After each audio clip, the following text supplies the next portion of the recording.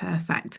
So we have got a quick poll to get started with this morning. So have a look at that and let us know, what is your most pressing HR challenge in December? Is it managing unused annual leave, managing, ensuring business coverage and continuity, or all of the above? What we're going to be looking at today is the subject of annual leave and how we deal with absences around the Christmas period.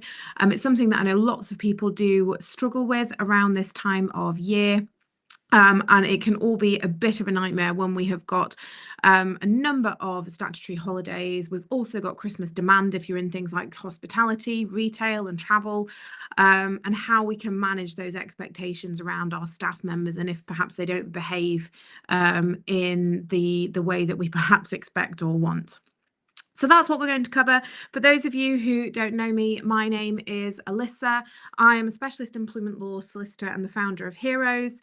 We provide services that include HR and employment law consultancy, so helping you with your day-to-day employee issues, HR SaaS platform, so helping you manage technical management of your employees, so things like holiday requests, absence management, that sort of thing.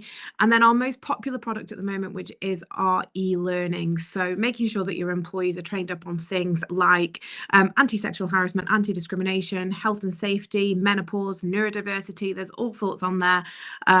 So if you have got anything that you need around e-learning, because we've now got a number of courses, we are able to offer those on a subscription basis as well. So any questions, if there's anything that you need, particularly over this festive period, don't hesitate to reach out to us and the team, and we will see what we can do to support you. So this is a very quick session. The idea is we're going to do some shorter webinars across the festive period to help you with some key issues. Some of these will be a bit of tongue-in-cheek. If I have to see one more LinkedIn post around the dangers of Christmas parties, we all know it. We all know that there's a risk of sexual harassment wherever there's alcohol. But we like to wheel out the same things year after year for clickbait as HR and employment law professionals.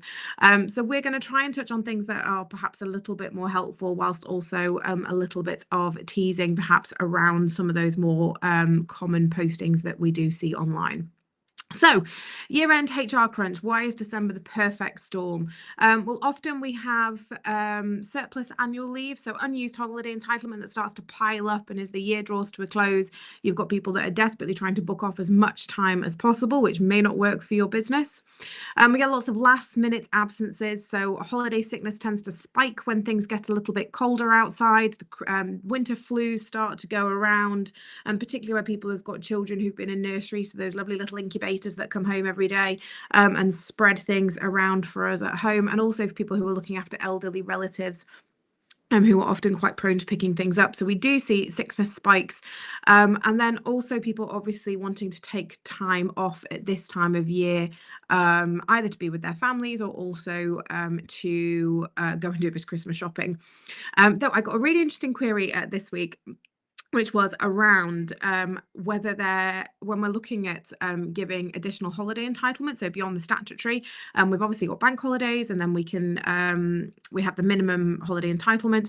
And someone asked me whether many businesses give Christmas shopping days off, which actually isn't something that any of my clients that have ever done. But I love the idea of that. Though I did respond with, well, come on, everybody knows we all do it online during work anyway. That's what Amazon's for, right? When we leave it to the last minute. But yeah, if anybody does give days off for Christmas shopping, I'd love to hear from you, because like I said, I've never seen it before, and someone asked if that was a thing. Then we've also got competing pressures, so the constant challenge of trying to maintain business continuity whilst supporting people who want to be off during the festive period. So how do we manage it? Well, first of all, carryover is one of the biggest issues this time of year. We need to understand our legal obligations around this. So someone has not used all their annual leave, they've been able to take it around Christmas, are they able to carry it over? So the COVID actually gave us a bit of a jump start with the law around this, because carryover became such a massive issue during COVID. You may remember that the carryover rules were changed to allow for people to carry over for up to 18 months or 2 years in some circumstances.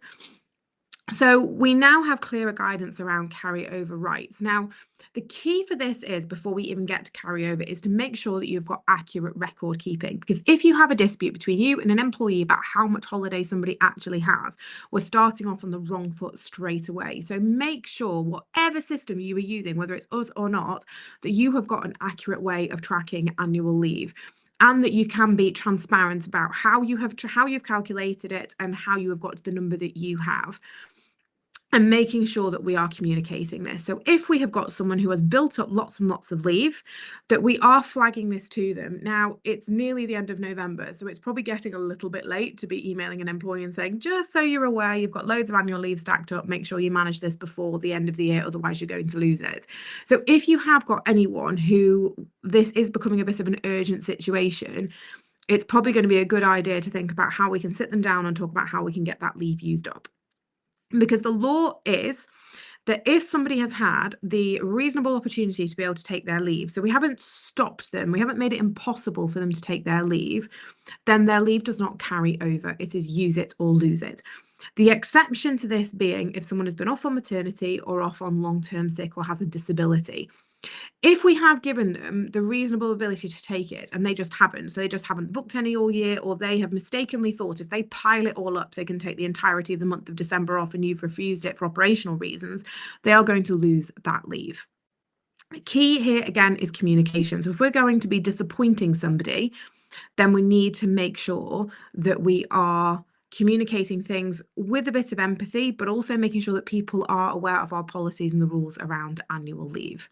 So practical solutions, we need to encourage proactive planning. So setting quarterly reminders next year, perhaps if this is an issue for you this year, and making sure that policies have been circulated. Implement clear deadlines. So if people want to book time off for Christmas, they really should have booked it by now. Again, for next year, this is something perhaps to think about. Think about those cut-off dates for when people's Christmas requests need to be in by, and communicating well in advance what the parameters are going to be. Is there going to be a limit on how much time people can take off in one go? Is there going to be a limit on the number of people who can be off at one time? And which departments are going to require a certain level of resourcing. And also be clear on the consequences. So we warn in advance. If you breach the rules, if you fail to follow reasonable management instructions around leave and it causes an issue for the business, then this is something that could potentially be dealt with within a disciplinary setting. So the holiday leave jigsaw. So coordinating festive leave requests does require careful planning and clear communication. So really, before we get to the point where we have people starting to request their time off, we need to have a clear understanding for our businesses, how many people we need in to effectively staff our departments, why those departments need to run over Christmas. Not that we have to explain ourselves, but where we have that dialogue with staff, that's always going to help. And how we think we're going to manage the in and the out, or if we're going to have any shutdown periods, and making sure that we are clear in our plan. When we're then releasing those periods to allow people to book time off, we need to be very, very quick off the mark. So if a request comes in and we can't approve it, that we go back and we explain why, so that we're not leaving people sitting for weeks and weeks and weeks wondering if their leave requests are going to be approved. If you're in the situation where you haven't done this yet and those leave requests are starting to come in, this is a job that you need to prioritize. So working out where we need people, why, and who have we got requesting time off, so that we can work through those requests nice and quickly and work out that we've got enough people for the festive period.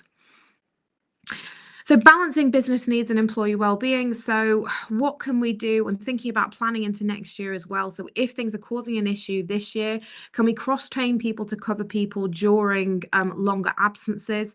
That will also help you where you've got people perhaps who go off sick, or if you've got churn in your business, or perhaps people unexpectedly leaving who are key and needing people to kind of cover in those departments. So it's not just a Christmas point. This is something that can help you across the year. So cross-training people across different functions so that we can cover absences. But then also have a look at how you can perhaps stagger things during the Christmas period. So rather than just saying Christmas period is now open for booking, do you have perhaps leave pattern A, leave pattern B, leave pattern C? You may select one which you are able to book off for Christmas, so that you can stagger that leave and you're not just releasing the entire Christmas period to your staff. We do need to acknowledge that the festive period can be challenging for people. There can be family pressure, there can be financial concerns, there can be heightened stress around this period. January in particular is a period where we know that we very much need to look out for people. It's one of those parts of the year when January blues, credit card bills, they come down after Christmas. It's dark, it's cold, the weather's generally dreadful. When people who are suffering with their mental health can sometimes be particularly at risk. So the ability to have a bit of time off and spend some time with family, we can't underestimate the importance of that either. So thinking about how perhaps we can be that little bit more flexible, what we can do so that we can still continue to operate, but ensure that we are able to offer people leave. Also making sure that we are continuing to offer well-being resources if we have them at this time of year, and making sure that if there is somebody that we're a little bit worried about, that we are touching base with them and making sure that they are all right. And then obviously the parent trap. So immediately granting Christmas leave to those with children, or because they've got children, can severely affect the morale of those who don't. And it can also potentially devalue other types of family groups. So this is a row that you will see rearing its head, usually in the Daily Mail and all over LinkedIn at this time of year, where people are saying, well, my colleagues have been granted time off automatically because they have children. I don't, and I am sick of covering Christmas for them. This is the last year I will do it, and then I'm going to leave. Not everybody has either their kids or kids of their own. Some people actually want to spend time with their parents or elderly relatives or friends.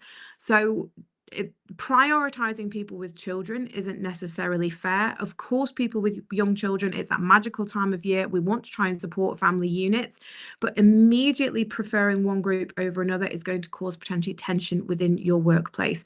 So we need to think about how we can fairly deal with these requests, and that's something that we're going to come on to a little bit later in this session. So there's another poll on the screen. When it comes to festive annual leave, would you say that you are fully planned and under control, mostly prepared but expecting issues, a bit reactive, hoping for the best, or in full-on survival mode? So far we've got a vote in fully planned and under control. That's great. Mostly prepared but expecting issues. I think that's probably where most businesses tend to land. Yeah, just seeing another couple in there that we try and put our plan together and hope nobody tips the plan upside down.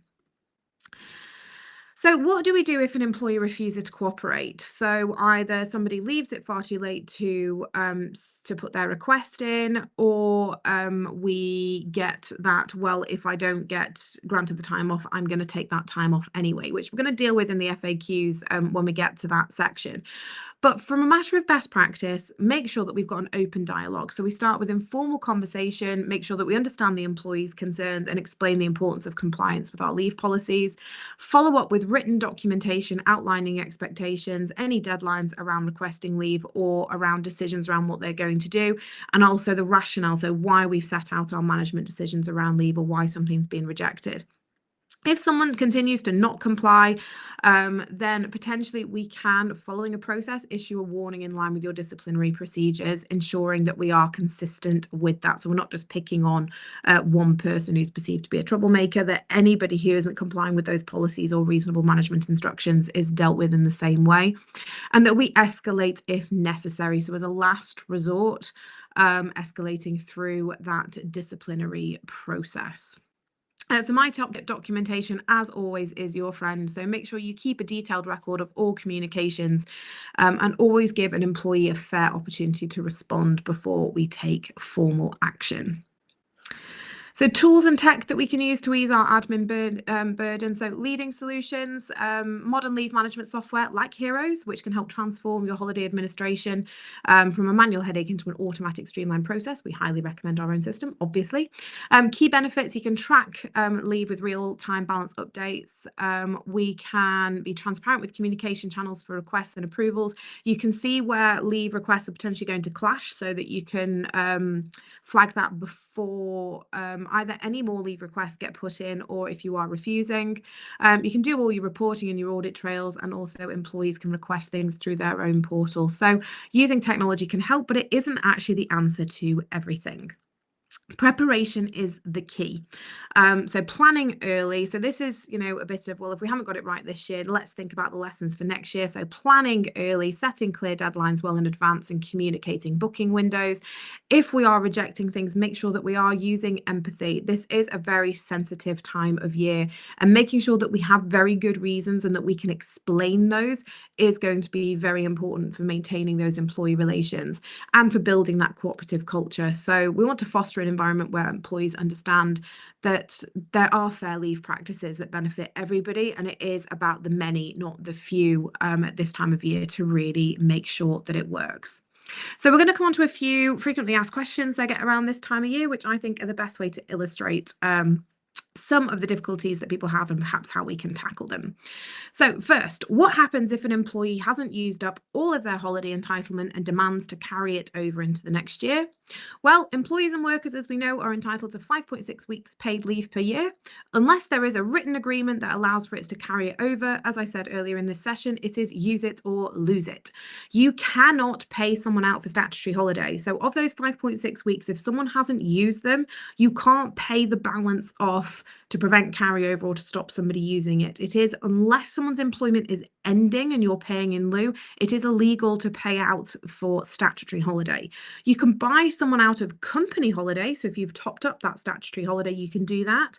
But we must not be buying people out of statutory leave. If you got taken to a tribunal, you could end up having to pay for it twice. If you as the employer have made it impossible for somebody to take it through the year, up to 4 weeks can be carried over into the next 2 years. So if you have refused requests all the way through the year, you've made it impossible for somebody to take their leave, that employee could potentially carry over up to 4 weeks. If, however, someone has had a reasonable opportunity to take leave and they haven't done, then it's use it or lose it, unless someone has been off on maternity or long-term sick, in which case the carryover should be permitted. Number 2, what do I do if a parent hasn't booked their leave like everyone else and then demands time off to be with their children? Well, there is no statutory right to be on annual leave at a time when an employee chooses.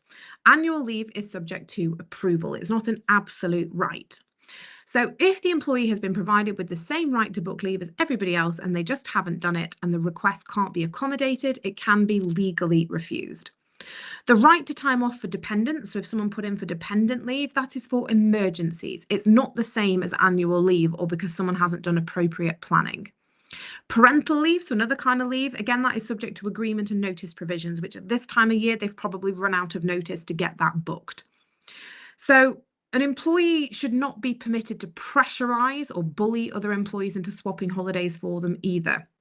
So if somebody hasn't planned appropriately, they've left it to the last minute, there is no more leave available because everybody else has already booked it off and they've had the same chance as everybody else to do it, you can lawfully refuse that request.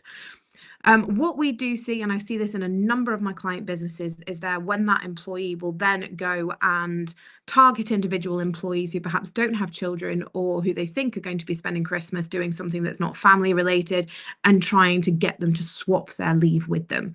We should be covering this sort of behavior in our policies. If we do have a leave swapping ability, that should be coordinated through HR or through a manager. Employees shouldn't necessarily be approaching each other directly because somebody could put somebody under undue pressure.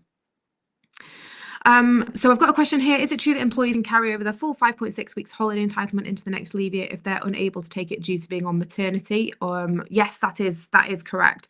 So if it's because they've been off on maternity leave, they would carry over the full 5.6 weeks as opposed to the 4 weeks because they've been unable to take it because we've made it difficult. I hope if that's not clear, I'll email you afterwards, Jalu, and set out the distinction. Number 3, an employee has failed to turn up for a shift during the Christmas period and the absence is unauthorised. This can be treated in line with your policies on unauthorised absence. If it's in response to a holiday request being refused and then someone just hasn't turned up for work, we could treat this as a failure to follow a reasonable management instruction and consider it as a more serious allegation potentially. So you could potentially look at whether this is some of the more serious misconduct, and if someone already has a warning on their file, it could potentially lead to a more serious outcome. If an employee then signs off sick, you should in the first instance treat that as sickness. So don't automatically think this person is lying. They could well have picked up a bug and it's a coincidence that they've requested the leave, it's been rejected, and then they're sick. So follow your sickness policy in the first instance. If there is grounds for reasonable evidence of misconduct, so for example, the employee has said, well, if you don't give me the time off, I'm just going to go off sick, or we have something that perhaps contradicts what they have said, then if we have reasonable grounds for suspicion, we can open a disciplinary investigation, but we must not just jump to conclusions just because it's Christmas. As I've said, Christmas bugs do go round. If somebody is abusing your sickness policy and we believe that they are also being dishonest, that could potentially be gross misconduct, again, dependent on the circumstances. Check as well as a tip from me. Does your policy state that sickness absence in response to a holiday being refused may be automatically investigated? So we're giving ourselves that policy ability that if someone attempts to book a holiday, it's refused and they go off sick, that as a matter of policy, that is investigated to make sure that we are eradicating any abuses of our policies. Number 4, can we mandate Christmas shutdown and use employee holiday entitlement for them? Yes, so as long as we give sufficient notice. So you must give 2 times the period that you want them to take plus a day. So if you want someone to take 5 days holiday, so we're saying we're going to shut down for 5 days, we need you to use up 5 days leave, we have to give 11 days notice. So 5 times 2 plus 1, that is the notice that we need to give if we are going to force people onto annual leave. If an employee doesn't have enough holiday left and it's in the contract and policies that they have to keep days for company shutdown, you can have them off as unpaid. If this is a recurring issue, you could potentially look at this as a failure to follow a reasonable management instruction and potentially look at it under the disciplinary policy. If an employee objects, perhaps they want to carry over, perhaps they don't want to be off, and you've given the correct notice, you can force them onto leave. Their objection essentially doesn't hold water, provided you have given the right amount of notice. And then 5, we have conflicting holiday requests. How do we deal with them? Check your policies. Do you have a first come, first serve policy? Do you take it in turns for Christmas? So if someone had Christmas off last year and does somebody else get it off this year? There's no law ultimately about how you must deal with this. You've just got to be fair, consistent, and reasonable. So think about setting early deadlines for festive holidays. If there's a maximum number of people who can be off, make sure that you make people aware of this, that it's not some deeply held secret and people have got to work out how to get Christmas off. And if you can't approve it, communicate it quickly and tell people why, and document your decision-making process year on year.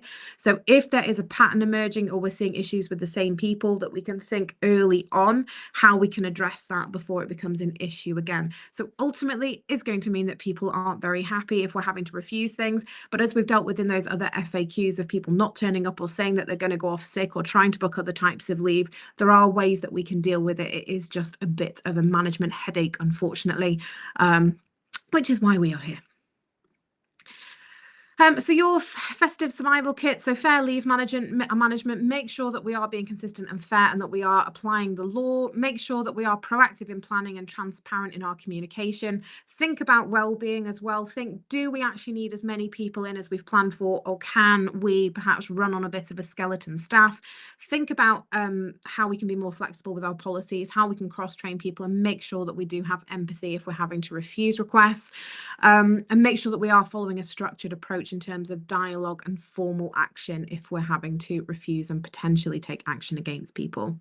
If you need to take action today, we have our expert advice. We've got our smart tools. And also, if you want to set yourself a bit of a New Year's resolution around training up your staff and making sure that you've got a compliant workforce for next year, don't hesitate to reach out about our e-learning provision. We are also looking at building in for next year training for HR personnel and managers. So at the moment, the courses that we have are around training up your staff so that it reduces the risk within your business. So how not to be discriminatory, how not to commit sexual harassment, how to make sure that people understand the menopause and neurodiversity. So the aim of these courses is for all staff to complete them. What's going to be coming next year is specific courses to train up your managers or yourself as HR for how to do processes in the most legally compliant way, and some top tips from me, from someone who's been in practice for a long time and done my fair share of tribunals as well. So look out for that. people who have subscriptions, any courses that we add within the course of your subscription will be included within your price as well. If you're interested in the system to make your holiday management next year a bit earlier, a bit easier, don't hesitate to click the book a demo button, or if you would prefer to speak to us about our e-learning, Dawn has dropped a link in the chat.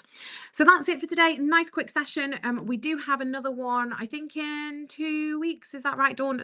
In my head, I've got the 16th of December, but I don't know if that's entirely right.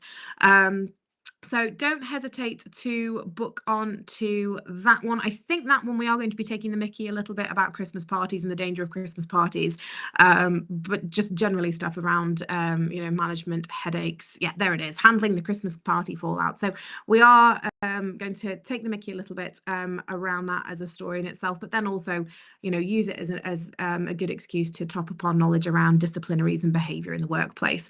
So thank you so much for joining us. I hope this was a useful session for you this morning.